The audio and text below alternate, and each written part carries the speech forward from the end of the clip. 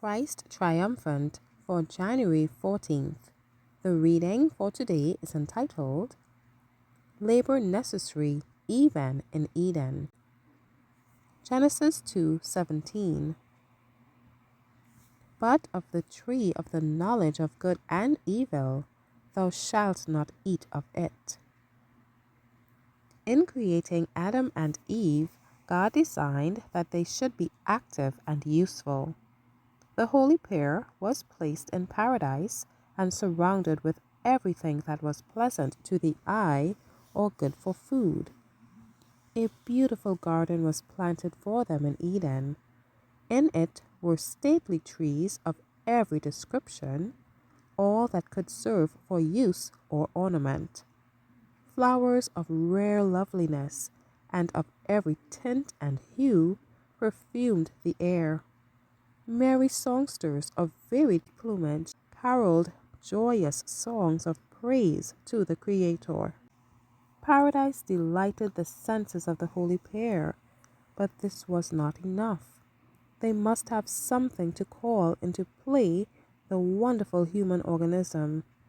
He who formed them knew what would be for their good, and had happiness consisted in doing nothing, they, in their state of holy innocence, would have been left unemployed. But no sooner were our first parents created than God appointed them their work. They were to find employment and happiness in tending the things which God had created, and their wants were to be abundantly supplied from the fruits of the garden.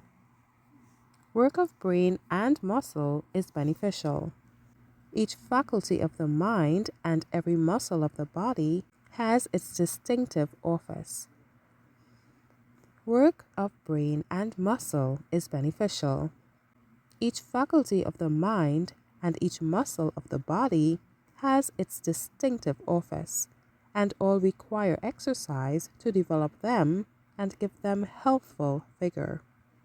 Each wheel in the living mechanism must be brought into use. The whole organism needs to be constantly exercised in order to be efficient and meet the object of its creation.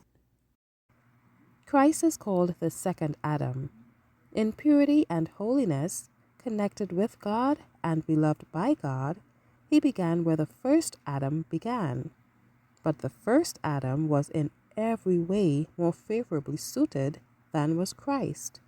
The wonderful provision made in Eden for the holy pair was made by a God who loved them.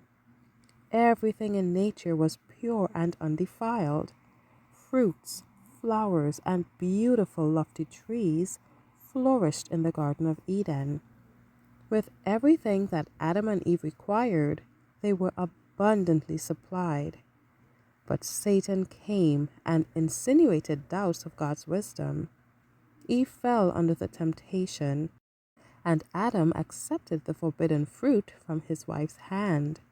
He fell under the smallest test that God could devise to prove his obedience, and the floodgates of woe were opened upon our world. By one man's disobedience, many were made sinners. Thank you for listening.